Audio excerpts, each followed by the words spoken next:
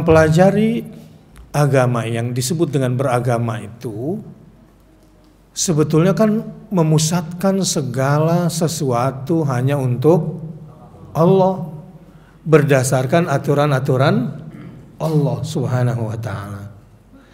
Caranya secara sederhana begini: gunakan akal pikiran lewat semua organ mata ini, melihat semua ciptaan Allah dengan tafakkur, ya, memikirkan semua apa yang terjadi ini, ciptaan-ciptaan Allah Subhanahu wa ta'ala. Tadi Imam membaca banyak sekali tentang ayat-ayat kauniyah, ya, itu detail sekali dan potongan-potongannya itu membutuhkan satu disiplin ilmu, ya. Setiap potongan ayat itu disiplin ilmu sendiri-sendiri itu, ya, mulai astronomi, kemudian ada juga bahkan di situ ilmu tentang kelautan, selain perkebunan dan pertanian dan seterusnya. Itulah sumber ilmunya.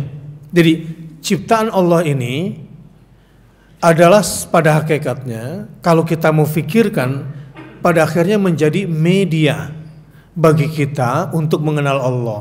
Nah, jadi dari berfikir, tafakkur, naik kepada ma'rifatullah, mengenal Allah.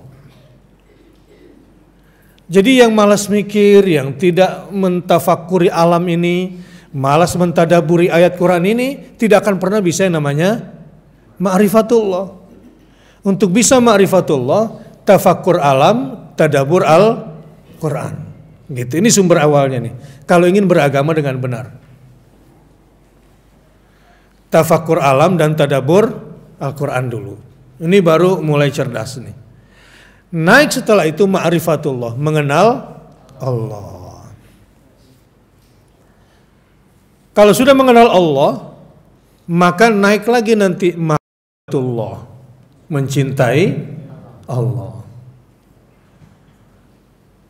Ketika ma'rifatullah, kita kemudian secara keilmuan mengerti, oh, ini namanya Allah. Ini yang bukan Allah yang disembah manusia. Ini sifat-sifat Allah.